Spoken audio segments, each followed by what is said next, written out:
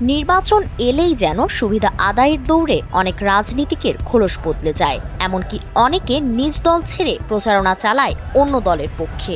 যশোরে এমনই এক ঘটনার ভিডিও ঘিরে এখন সামাজিক মাধ্যমে চলছে নানা আলোচনা সমালোচনা। 23 বছর ধরে জামায়াতের রাজনীতির সঙ্গে যুক্ত থাকা আনসার আলী এবার ভোট চাইছেন বিএনপির প্রতীক ধানের শীষের পক্ষে। যশোর সদর উপজেলার নরেন্দ্রপুর এলাকায় যশোর 3 আসনে বিএনপি মনোনীত প্রার্থী অনিন্দ ইসলাম অমিতের নির্বাচনী পথসভায় উপস্থিত হয়ে প্রকাশ্যে ধানের শীষে ভোট দেওয়ার আহ্বান জানান তিনি। ভিডিওতে আনসার আলীকে বলতে শোনা যায়, জামায়াতের রাজনীতি করার কারণে তার বিরুদ্ধে 8টি মামলা হয়েছে এবং তাকে 6 মাস কারাভোগ করতে হয়েছে।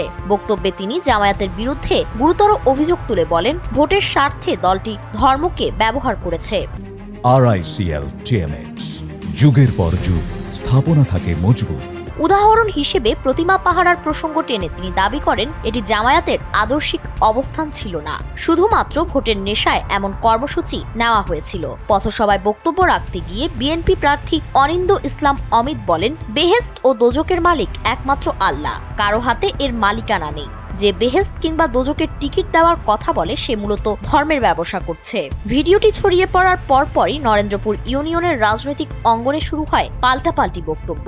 নরেন্দ্রপুর ইউনিয়ন জামায়াতের আমির আশরাফুল ইসলাম দাবি করেন, আনসার আলী কখনো জামায়াতের কর্মী ছিলেন না, তিনি একজন সুবিধাবাদী লোক।